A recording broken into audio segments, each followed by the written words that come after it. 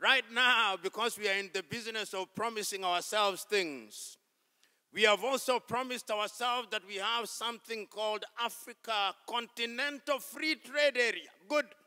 On paper, you can't fault it. But tell me, engineers, how are we going to trade amongst ourselves if we don't have the right infrastructure? I remember talking to a friend of mine who is in the poultry business in Liberia.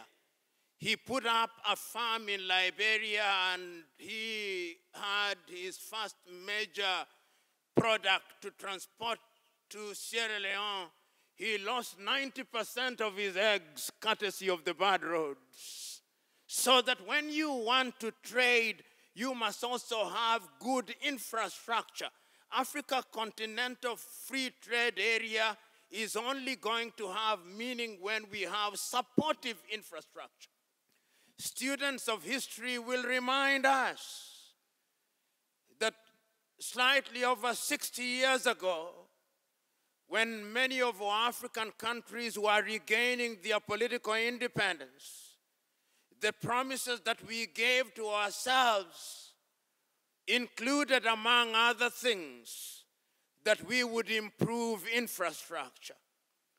Almost in every country, the leaders said we would have good roads.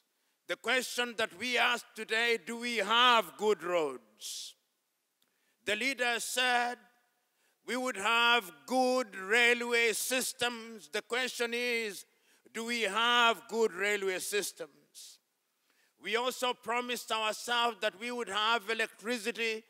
Do we have sufficient electricity?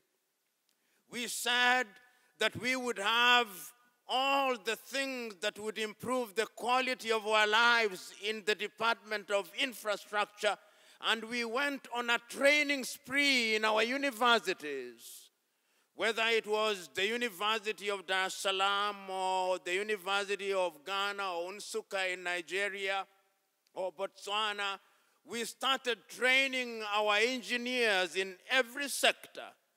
The question is, have those efforts yielded the fruits that we desire, or we still fall far short?